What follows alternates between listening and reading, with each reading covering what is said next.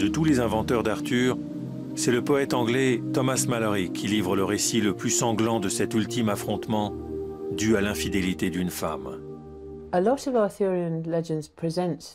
Les légendes arthuriennes présentent différentes approches des rapports du trio Arthur, Guenièvre, Lancelot. Certains ignorent résolument cette histoire. Malory s'y intéressait, mais je crois qu'il en a présenté une version plus idéaliste que ses collègues écrivains français.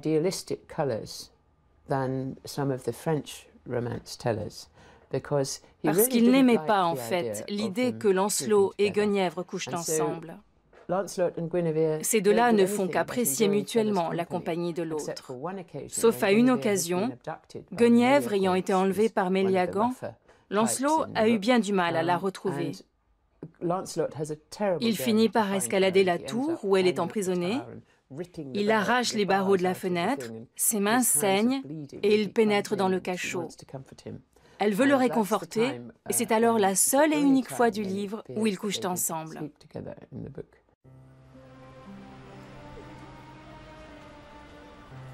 1469, Tour de Londres. Accusé de vol et de viol, un homme est détenu dans cette prison, alors la mieux gardée d'Angleterre.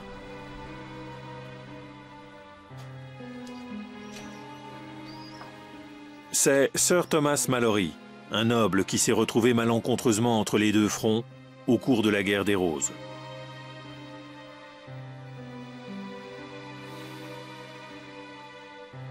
Dans sa cellule, il écrit jour et nuit. Son livre doit être plus fort que tout ce qui a été narré jusqu'à présent à propos du roi Arthur.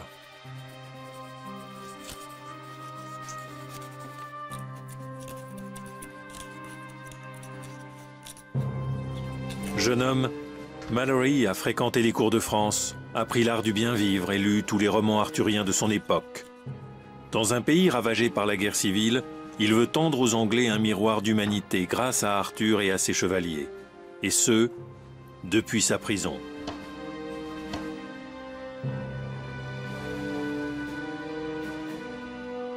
Mais il ne pourra pas voir son livre sur la mort d'Arthur devenir en Angleterre le plus célèbre et le plus lu de tous ceux existant sur le roi. Retrouvé seulement en 1934 dans une bibliothèque de Winchester, le manuscrit original est aujourd'hui l'un des trésors les plus précieux de la British Library.